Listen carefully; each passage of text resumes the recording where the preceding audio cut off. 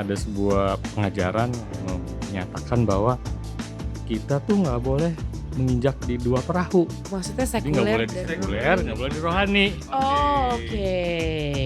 Om Erwin tuh ada akapela sama Nah, kakak-kakak ya, sama adik-adik ya berarti ya?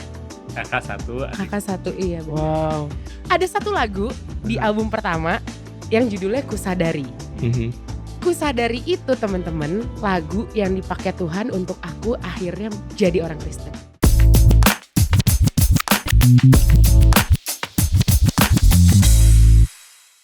Hi guys, back again with us, Gospel Stereo. It's all about the lyrics. Teman-teman masih di Gospel Stereo yang akan ngebahas tentang lirik, tentang aransemen, lagu-lagu gospel yang jadi inspirasi kalian. Dan masih sama Maydeh di sini. Dan gue Yosi.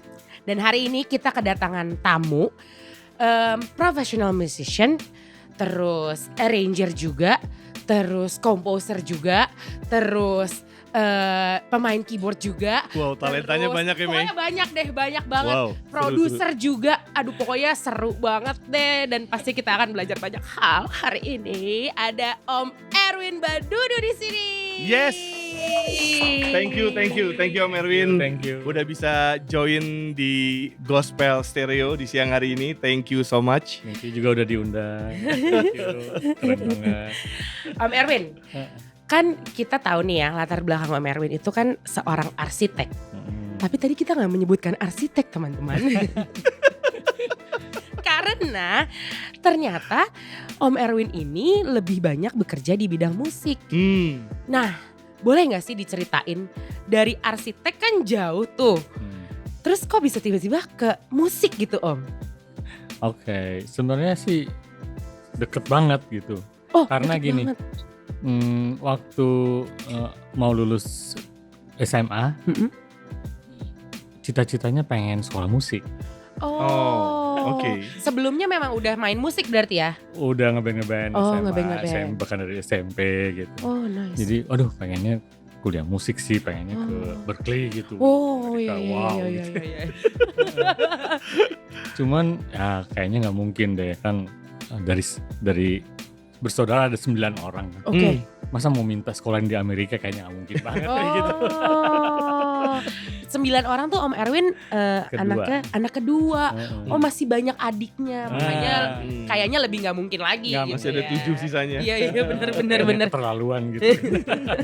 Tapi memang dari SMA juga Om sama beberapa anak sekelas tuh udah sukanya arsitek gitu, udah bikin maket, bikin gambarnya. Ya gitu, senengnya arsitek juga seneng gitu. Oke, makanya pilihannya. Jadi ya udahlah, instead of nggak bisa musik ya udah daftar arsitek ya. Oke. Gitu. Tapi bisa main alat musik nggak waktu SMA itu? Oh udah main dari SMP. Oh dari SMP. Alat musik apa tuh? Mainly piano.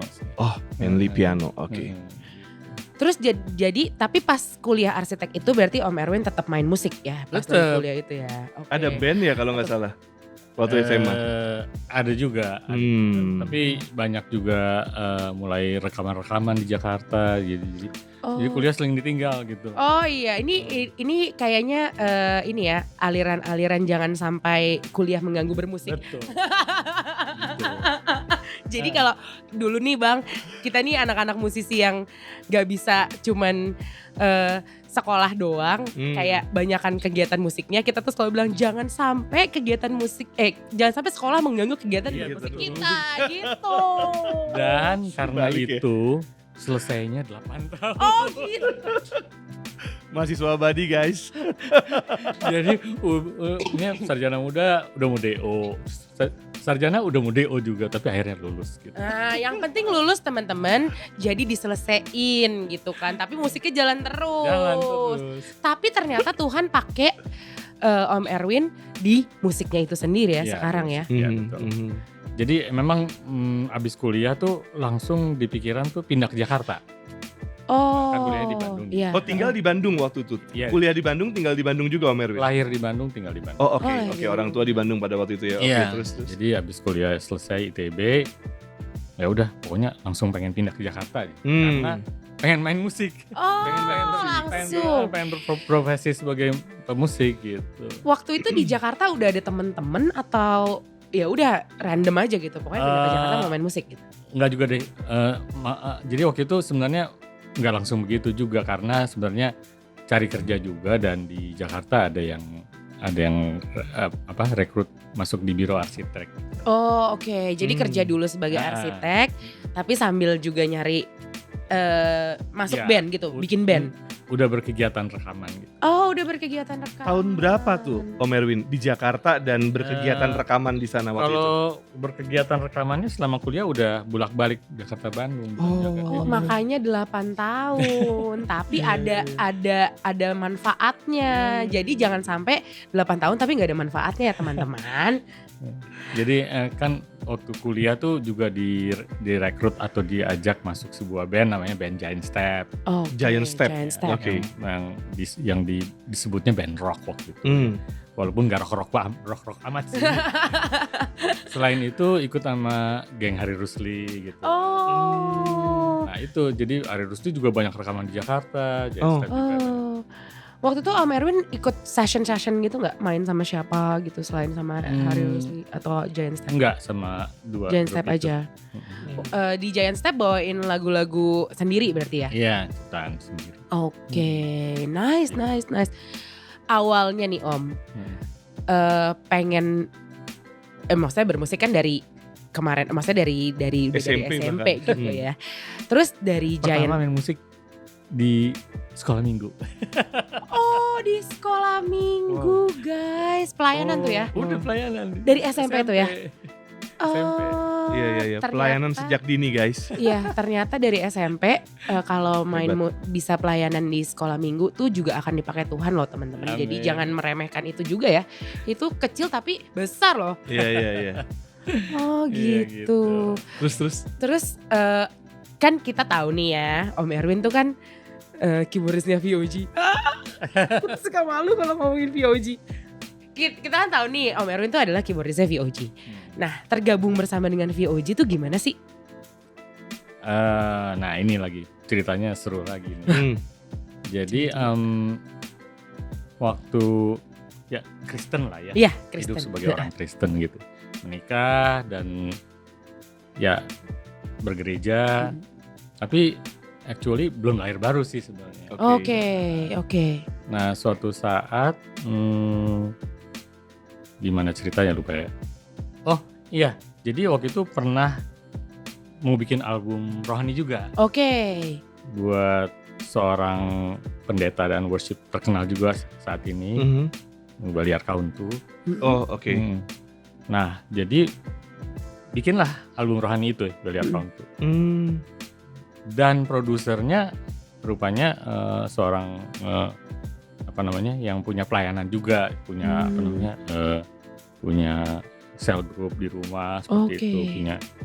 Nah beliaulah yang memang juga beliau banyak berkecimpung di dunia musik juga gitu. Dan dia sebagai produser akhirnya ajak ke gerejanya. Gereja karismatik. Gereja karismatik. Nah, jadi saat itulah karena saya sebenarnya sama istri beda aliran. Oke. Saya di gereja Protestan, istri saya di gereja Katolik. Oh gitu. Istri Katolik dan anak-anak jadi problem. Anak mulai gede, nah udah mulai kan ke gereja saya mau sekolah minggu atau kayak gitu lah. Oke. Nah, itulah jadi pendek ceritanya ketemu sama beliau ini, akhirnya diajak ke gereja karismatik. Nah disitulah jamah berdua. Berdua. Jadi ke gereja karismatik ini berdua sama istri. Setelah sekian kali bergereja, di dalam penyembahan, di situ dijamah langsung oleh rebah. Oh gitu. Oh istri dua-duanya rebah. Wow. Wow. Di mana itu tuh? Gereja karismatik? Ya Di sebuah gereja ya. Sebuah Oke, gereja oke. ya. Siap. Ya udah akhirnya dari situ ya udah baptis kembali, baptis selam dan udah dari situ mulai intens pelayanan. Oh, intens pelayanan sebagai Nah, yang ngajak ke gereja itulah yang punya pelayanan namanya Galilea Ministry. Oh. Galilea Ministry itu yang membentuk sebuah grup pelayanan. Band ini. Oke. Grup pelayanan ini ada William, ada Frank Siombing gitu. Nah, kita udah mulai melayani kemana-mana nih. Oke.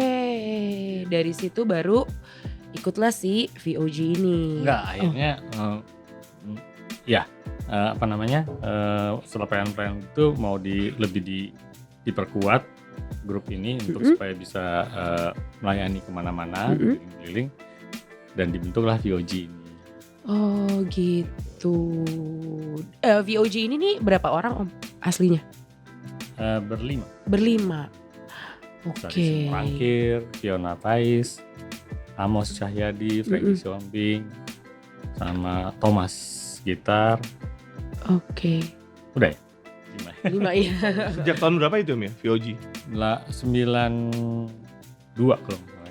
92 ya. Oh, oke. Nice. Aku tuh ada pengalaman sangat personal sih sebenarnya sama VOG. Wow. Jadi album VOG yang pertama itu dengerinnya tuh setiap hari. Nah, nanti ada ceritanya tentang album itu ya. Gitu. Oh, gitu. Cerita dulu. Abis ini. Oh gitu. Jadi si album VOG ini nih dengerinnya setiap hari. Jadi hafal mati, hafal lengket sampai next lagunya nada dasar di mana tuh aku bisa nyanyiin. Oke. Sampai intronya apa tuh aku bisa nyanyiin Bang Yos. Lagu pertama apa? Lagu hari-hari Cintamu. cintamu terlebih besar itu dari semua cinta Nah, ada satu lagu di album pertama yang judulnya Kusadari. Kusadari itu teman-teman lagu yang dipakai Tuhan untuk aku akhirnya jadi orang Kristen. Oh, wow. Gitu. Ciptaan Sari Simorang. Ciptaan Sari Simorang. Wow. Jadi kemarin sempat ada acara VOG reunion tuh aku pas itu dinyanyiin kayaknya kayak ya ampun Tuhan. Ini lagu tuh bener-bener yang sampai hari ini tuh kayaknya aku gak bisa dinyanyiin lagu itu lagi deh. Kayaknya kalau gak berlutut nangis-nangis tuh kayak ya ampun nih lagu nih bener-bener bikin aku jadi orang Kristen loh gitu. Gue baru mau minta spill, nangis lagi. Jangan berkaca-kaca. Emang masih nggak tahu? Itu dong Kak. Ku sadari kasihmu takkan pernah berakhir. Iya. Aku tahu. Itu referennya kan? Yes. Iya. Duh, udah berkaca-kaca guys. Iya, aku udah berkaca-kaca nih gitu. Jadi ya lagu itu tuh benar-benar bersejarah banget sama hidup aku dan aku hafal mati. Nah, Om Erwin, cerita soal VOG, tadi kan katanya ada cerita tentang album Kusadari nih. Boleh gak sih diceritain? Nah, gini. Jadi ini yang bos pelayanan, misalnya pimpinannya itu memang orang musik banget gitu. Oh, Jadi dia tuh udah memang berkecimpung di dunia musik jazz juga dan lain Oke. sebagainya. Nah, beliau tuh pengen banget bikin yang the best gitu. oke. Jadi kita diajak rekaman di Singapura dong. Wow. Berkat banget. Satu album itu tuh ya Om ya? Satu album di Singapura. Wow. Jadi di Singapura rekamannya dan sound engineer-nya didatangkan dari Jepang. Wow. Wow. Itu sound engineer-nya Cassiopeia. Wow, tahu Om. Nah. Wow. Datang ke Jepang, kita rekaman di suatu studio yang digital. Wah, belum ada tuh Belum ya waktu ada. itu ya. Waktu itu ya belum ada ya. Jadi studionya digital 1 inch 48 track. Wah, Wah, enak banget dong ya tuh ya. istimewa banget deh, udah istimewa. Wah, berapa hari tuh Om rekaman itu? Proses rekamannya kira-kira seminggu, terus mixingnya seminggu. Oh, cepet juga ya. Iya. Terus jadi Soalnya kita udah prepare-nya dari Jakarta. oh, berarti lagu-lagunya udah ada dulu ya. Udah Aransemen dibikin. dibikin, kita udah latihan terus di Jakarta. Oh. Udah siap baru ke Singapura. Tapi itu enggak live recording kan ya? Per track ya? Per track. Per track ya. Oke. Dubbing lah. Gitu. Dubbing. Nah, Wow, keren banget Gitu. guys. Di tahun itu ternyata berarti bener-bener album itu berkesan banget tuh ya. Iya. sangat istimewa. Sangat istimewa ya. gitu. Jadi kalau dengerin memang clean banget tuh, memang digital recording sih ya. Iya. Iya, pantesan memang album itu benar-benar clean, bener. Kayak semuanya tuh balance-nya kayak album-album zaman sekarang ya. Ya, mungkin. Betul. Tuh ya, kayak album-album zaman sekarang. Walaupun lagunya waktu itu ya, kalau sekarang kita dengerin, lagunya lumayan tua nih gitu. Tapi dengerinnya tuh kayak, wah kayak di remaster nih Ya, gitu. lagu-lagu zaman now. Iya, kayak lagu-lagu. Iya, kualitasnya tuh Tapi bisa keren. begitu ya, hebat ya. Iya, karena ya itu digital recording. Iya, karena Jadi digital masternya digital, Iya. clean. Wow. Jadi kita semua ciptain lagu di situ. Oh gitu. Om Erwin lagunya yang mana? Terakhir bahasa Inggris. Yang jadi bahasa Inggris masing-masing bukan ada dua. Hah? Bukan ada dua. Oh iya, satu lagu Frankie. Heeh. Yang Satu lagi Trust in You. Trust in You. Trust in You tuh I put my trust in you.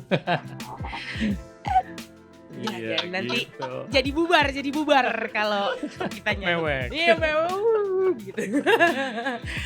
Oke, VOG itu sampai tahun berapa Om? Nggak terlalu ingat sih, tapi practically mungkin nggak sampai 5 tahun. Singkat ya, tapi impactnya gede banget ya. Iya, Maksudnya orang dengar sampai sekarang gitu. iya, kita pelayanan keliling Indonesia, Oh, oke. ke Eropa juga. Oh. Pernah Singapura, ke Eropa. Oke. Berarti album kedua tuh berapa tahun setelah album iya, pertama? album kedua kamu udah nggak ikut lagi. Oh, album kedua Om Erwin udah gak ikut. Oke, berarti sampai di album pertama Iya, aja iya. gitu. Nah, setelah dari VOG, terus kan Om Erwin kan jadi produser nih, banyak jadi produser rekaman gitu ya. Apa sih yang paling berkesan? Maksudnya bikin lagu apa gitu, atau ada yang paling menarik buat Om Erwin ketika jadi produser ini nih?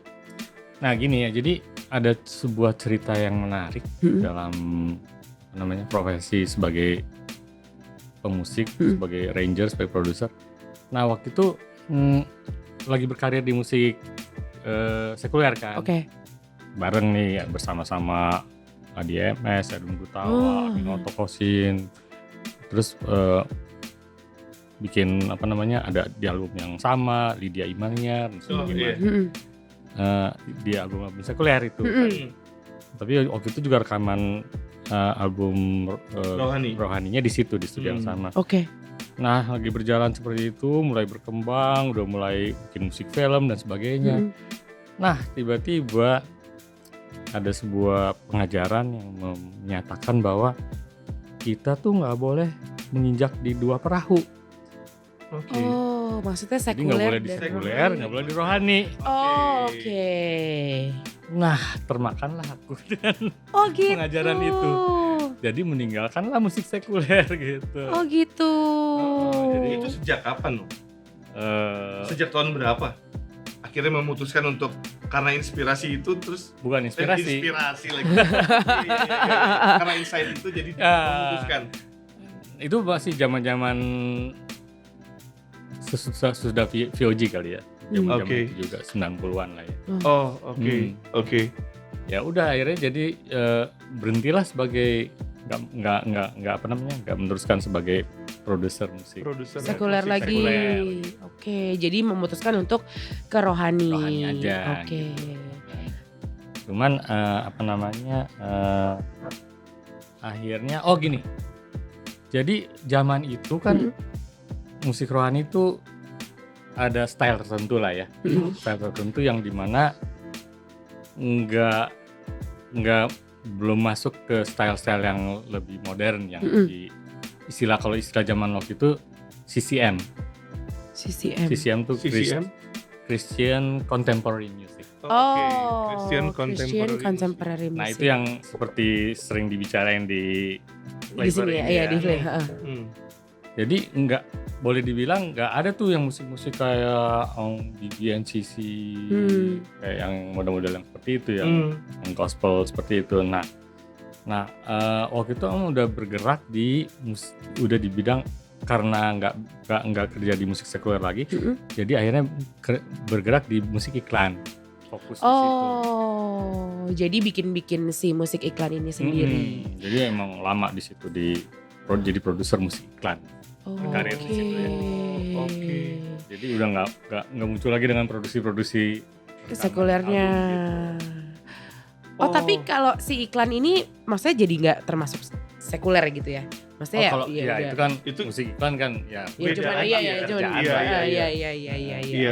Oke. Nah tapi kerinduan untuk bikin musik rohani yang CCM style gitu, yang contemporary style itu berapi-api banget gitu. Oke. Tapi kan nggak waktu itu produser musik rohani nggak ada yang mau ke sana kan. Iya benar. Wah, nggak bakal laku lah kalau bikin kayak gitu. Iya. Jadi gimana caranya? Ya udah produksi sendiri aja. Gitu. Mulailah memproduksi sendiri, membiayai sendiri. Jadi dari hasil iklan bikin musik rohani yang stylenya tuh Christian music, contemporary music gitu.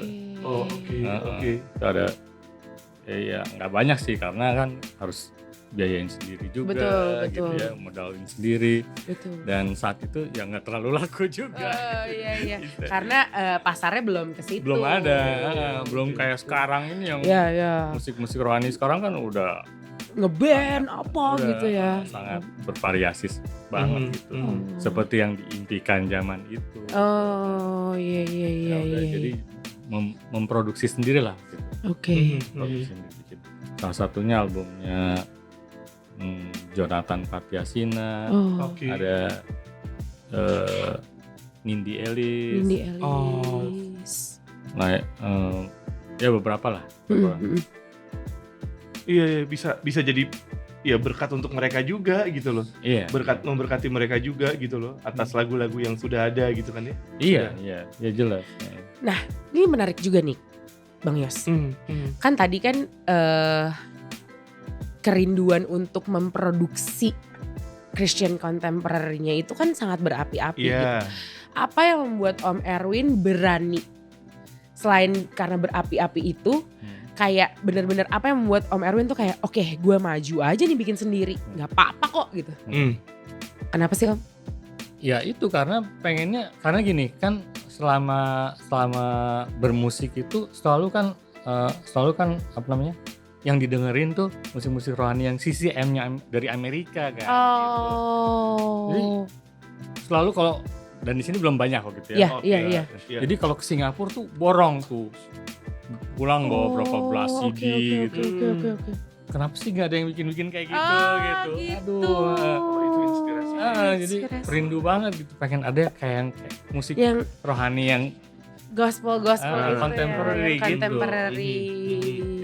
Udah nggak ada yang mau produser ya produser. Oke. Tapi waktu itu Om Erwin sempet ini nggak sih kayak nyari penyanyinya kah atau Om Erwin nyanyi sendiri atau gimana? Oh ya mikir-mikir siapa yang nyanyiin ya. Gitu. Lagunya dari Om Erwin sendiri? Enggak, ada orang? Dari beberapa juga. Oh oke. Jadi cari juga dari musik-musik rohani ada lagu nggak dipilih gitu kan. Kira-kira mana yang bisa dibikin jadi apa namanya lebih kontemporer gitu. Gitu. Inspirasinya Om Erwin sendiri siapa sih Om? Kalau boleh tahu? Oh banyak juga ya, waktu itu banyak denger BNCC, terus siapa lagi ya yang zaman-zaman dulu tuh. Gak inget. Saking banyaknya teman-teman sampai nggak inget. Nggak, soalnya udah lansia juga. Jadi ngomongin lansia aja. Udah Berarti susah inget yang lama-lama. Pengalamannya udah banyak banget nih. Jadi ya dengerinnya itu. Nah akhirnya yang denger musik kontemporer itu ya anak-anak lah. Turun ke anak-anak ya. Okay. Anaknya Om Erwin by the way teman aku. Oh wow. Gitu. Itu sampai anak juga sekarang nurun ya? Produser juga ya? Iya. Aransir juga. Produser musik rohani atau sekuler atau mix? Mix gitu ya. Wow hebat. Aku dengar lagi. Buah jatuh tidak jauh dari pohonnya. Iya betul. Gimana? Om Erwin tuh ada akapela sama kakak-kakak ya, sama adik-adik ya berarti ya. Kakak satu, iya benar. Wow. ada akapelanya Oh, Bang Yosi. akapelanya. Ada grup akapela, belum pernah denger. Coba nanti tolong. Keren, nanti aku kasih tahu ya. Keren, tahu. Tapi itu kemarin sempat pelayanan juga ya Om, grup akapela ini. Enggak sih, karena kita enggak nyanyi live gitu. Oh. Cuma di ulang tahun kakak yang tertua tahun lalu kita live gitu. Ini rencananya mau promosikan sebagai Enggak, cuma direkam aja. Oh gitu. Oh, ada berapa orang ya? 9 kakak 9 orang. 9 orang. 9. Iya. Seru ya? Nantilah dikasih lihat. Iya nanti. Teman-teman boleh lo langsung cek ke Instagramnya Om Erwin Badudu. Badudu 9. Badudu 9 judulnya grupnya. teman-teman. Oh, Badudu 9. Badudu 9. Cari di YouTube. Cari di YouTube banyak. Gitu. Nah sekarang nih Om Erwin kan masih produce juga masih ini. Sekarang kegiatannya lebih banyak apa? Maksudnya produce di musik rohani kah atau di pelayanan di manakah gitu? Pelayanan sih rutin di gereja ya. Wah pelayanan rutin di gereja. Tapi musik masih bikin banyak. Ada teman-teman yang pengen bikin lagu-lagu rohani, dibikinin musiknya, bikin lagunya. Terus untuk musik-musik soundtrack juga bikin. Oh nice. Masih ada yang minta untuk bikin seperti itu. Apa sih Om yang bikin Om tuh kayaknya gak apa-apa walaupun gue di rohani aja atau gue di sekuler aja tuh kayak gak apa-apa, pokoknya gue masih mau bermusik gitu. Ya udah apa ya, darah daging. Iya sih. Darah Benar, That's daging. what I do all my life gitu kan. Oh oke. Jadi apa namanya, punya studio kan, kotak ajaib, disitulah mencipta apa aja, bikin musik apa aja. Pulang ke rumah pun ada tempat kerja juga gitu. oke, Jadi di oke. studio ada, di rumah juga ada studio ya? Iya, jadi tetap ya tiap hari pasti menyentuh musik. Musik ya. Iya. Kalau menurut Om Erwin, apa nih? Bisa nggak sih dikotak-kotakin si gospel kontemporer itu, Christian contemporary music sama sekuler itu? Sekuler. Kan tadi kan ada insight nggak boleh berdiri di dua. Kalau Dua perahu. sekarang nih menurut Om Erwin gimana nih? Harusnya nggak dikotak-kotakin. Artinya apa namanya? Seorang pemusik rohani pun mau bikin musik sekuler juga Nggak apa-apa. Oke aja. Oke. Nah, yang pasti kan mungkin nanti yang beda kan mungkin dalam hal bikin lirik ya, barangkali ada sesuatu yang tersirat seperti itu kan, menampilkannya mungkin bisa lain. Tapi nggak perlu seorang pemusik rohani gak boleh loh main musik sekuler. Iya, sebenarnya juga nggak ada ketentuan Berdosa, atau nggak ada larangan kan? Nggak bisa kan. Iya, Apalagi sekarang betul. anak-anak yang melayani di gereja, mereka kan sehari-hari kerjanya main musik. Iya benar, termasuk Iya. suami saya. Sekuleran kan. Pagi ada di mana, malam ada di mana. Nggak apa-apa dong. Iya. Mau kerja kan yang halal kan. Iya. Betul. Yang penting masih ikut Tuhan Yesus ya. Oh iya, itu kan iman kan nggak bisa dilepas. Iman nggak Iya, bisa copot. Nggak bisa copot. Yang penting pengikut Dan nggak bisa Kristus. dibedain juga sih. Iya. Cuman yang ini kan pendengarnya kan pasti beda. Iya. Musik rohani ya ada orang-orang tertentu yang dengar. Iya. Bahkan kan ada musik rohani dari agama lain juga Iya, kan. Ada. benar. Kan? Gitu. Ada ininya sendiri lah. Tapi kita sebagai pelakunya sih nggak perlu lah mengotak-kotakan. Ya kan? Iya. Explore lah ya. Yang nggak Iya. perlu dikotak-kotakin, tapi explore aja apa yang dimiliki, bisa untuk lagu rohani, dan Iya. juga bisa untuk Iya, jadi sekuler. berkat itu kan jadi berkat buat nggak gimana bukan aja. kalangan tertentu aja kan. Jadi berkat buat semua tuh gimana caranya gitu kan. Iya. Dari musik juga bisa kan. Sekuler gitu. Seru. Seru ya. Om Erwin sendiri kalau produce satu lagu kira-kira berapa lama sih Om? Bisa berapa lama? Relatif sih ya. Relatif ya. Relatif. Kayak akapel yang terakhir. Itu tuh berapa lama tuh bikinnya tuh Om? Kalau aransemennya sih beberapa hari aja. Oh gitu. Oh terus latihannya tapi latihannya juga. Enggak ditulis notasinya. Oh. Tingkat kesulitannya tuh di mana sih Om? Kalau kayak gitu tuh? Enggak. Biar kan teman-teman mungkin Kebayang ya, kebayang gitu. Enggak, soalnya kalau Om kan dulu kan dengerinnya tuh Take Six. Oh. Jadi yang susah-susah. Itu susah-susah. yang harmoninya yang jelimet gitu kan. Iya. Jadi waktu bikin aransemen akapela pun kesana larinya pasti gitu. Oh, karena inspirasinya ke sana ya. Bukan pengen menjelimetnya, tapi pengen kayaknya, membuat jadi kayak gitu, lebar gitu ya. Iya. Jadi itulah yang terapin dalam aransemen yang Om buat gitu. Karena pengen sebuah yang seperti yang Om suka sih gitu, pengen seperti itu. Nah inilah adik-adik dan kakak dijejelin kayak gitu kan. Dan mau ya. Iya. Mau walaupun setengah mati mereka. Tapi setelah jadi hasilnya mereka pun menikmati banget gitu. Oh, seneng. Jadi mereka tahu bahwa ada sesuatu yang khas kalau membuat gitu. Oh. Jadi akapela itu sejak kapan? Akapela keluarga. Apa namanya? Badudu Nine. Ya, baru Itu sejak kapan, Om?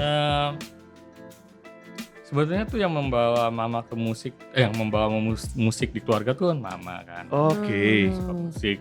Pokoknya setiap Natal tuh harus ada penampilan di rumah tuh acara Oh gitu. Natal. Harus ada yang nyanyi. Harus ada Oh, yang oke. Jadi bersembilan ini nih musik semua. Maksudnya bisa main musik. Hampir enggak semua sih ya. Oh, oke. Tapi artinya selalu musik tuh ada di keluarga. Oh, oke. Terutama kalau udah Natal itu, wah udah, mama udah nunggu tuh. Setiap tahun, anak nyanyi apa, penampilan apa. Oh, oke. Itu challenge awalnya ya? Iya, di situ. Oke. Tapi yang kalau dibilang sedih juga, kita bikin akapela ini setelah mama nggak ada gitu. Oh, yo. Oke. Nggak, itu awalnya sih waktu ini sebenarnya waktu COVID Oh, pertama. waktu COVID. Pertama, ini kan di rumah terus. 2020 lah ya? 2020 ya. Oke. Nah itu pertama kita bikin akapela yang Akapela, lagu Badudu Amazing Nine. Grace. Amazing Grace. Oh, itu rekamannya di rumah masing-masing. Nah itu yang pertama, akhirnya udah kepengen setiap tahun harus pengen ada gitu. Oh, ada goalnya. Iya. Dan Oke, kenapa goalnya jadi jauh-jauh gitu, karena salah satu tinggal di Australia. Oh. Jadi mesti nungguin. Jadi Mesti oh nungguin. iya. Oh enggak, waktu yang COVID itu dia rekam di Dia sana. rekam di kan. sana. Sendiri-sendiri Oh. gitu. Setelah nggak COVID, ya pas dia kesini kita Jadi rekam. Iya, Ah, seru. Thank you banget loh Om, thank you banget. Om, boleh dong bisa kasih tips buat teman-teman terutama anak-anak muda yang nonton gospel stereo, yang punya talenta, dia punya keinginan bermusik, terus juga mau jadi produser musik, terus gimana ya caranya, terus harus apa yang dia lakukan gitu loh. Mulainya dari mana Konsistensinya gitu. bagaimana, boleh dikasih tipsnya nggak sih Om? Sebenarnya sih kalau melihat sekarang itu anak muda sekarang tuh udah kreatif banget. Karena apa? Oke. Karena medianya sekarang tuh kan mudah sekali ya? untuk didapat, mereka bisa belajar semua. Dan anak-anak muda sekarang tuh jago-jago banget. Bahkan ranger yang sekarang tuh wow. Om kalau lihat, wah ini kreatif banget gitu. Jadi ya kalau Om dulu belajar dari referensi, banyak denger. Oke, dari Tapi referensi. kalau sekarang udah nggak diragukan lagi, mereka semua punya referensi lah ya gitu. Tinggal sekarang menumpahkan kreasinya aja sih, kreativitas gitu. Oke. Itu aja. Berarti Oke. beraninya ya menumpahkannya ya. Sama ya itu lagunya ya tentunya kalau lagu rohani ya mesti berdasarkan firman ya kan. Iya, Harus, based on firman. Based on Iya. firman dan ya mutunya dari situ lah ya. Oke. Tapi itu pun juga harus diselami sendiri gitu. Oh ya. Menyanyikan firman itu kan lain kan. Gitu kan. Iya. Jadi kita alamin juga. Mengekspresikannya. Alamin sendiri dulu gitu ya, baru kita keluarinnya gimana. Nah, mengekspresikannya itu perlu kreativitas. Kan? Iya. Dan sekarang memang banyak sekali yang kalau dilihat sih kreatif ya, karena media pun gampang, banyak bisa dipakai media buat belajar maupun untuk menampilkannya kan. Jadi harus tetap kreatif lah ya. Tetap kreatif teman-teman. Tetap dan konsisten kreatif dalam berkreativitas. Dan yang ngulik ya belajar ya, Iya. belajar bikin lirik, belajar bikin musik, aransemen gitu. Oke. Kalau dari Om Erwin ada tips untuk mempelajari instrumen apa nggak pertamanya? Sebagai Enggak sih, arranger. tergantung. Tapi paling nggak bisa dibilang paling bagus juga ya. Kalau bisa 2 instrumen gitu, misalnya main gitar, bisa piano juga bagus gitu. Membantu ya. Nyanyi bisa main piano bagus gitu. Kayak gitu ya. Gitu. Jadi bisa main drum, bisa main piano bagus gitu. Teman-teman nggak ada kata terlambat. Bisa 2 instrumen tuh ternyata membantu kita untuk bisa jadi berkat juga.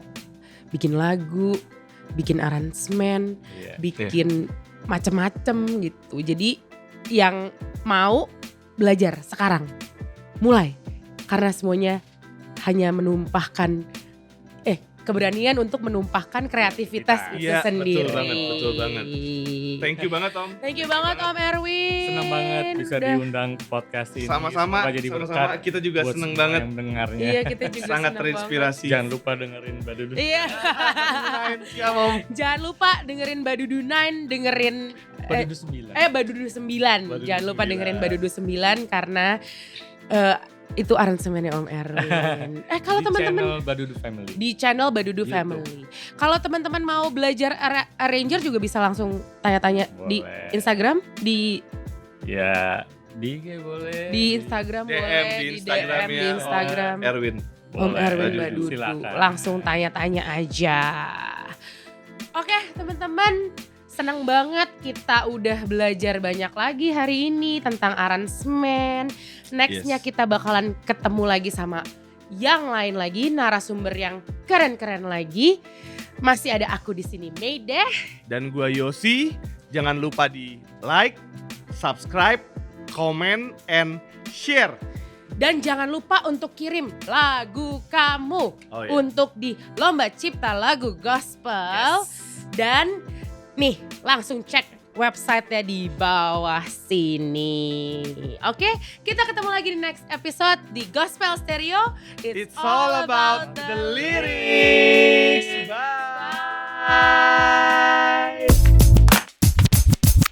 Bye.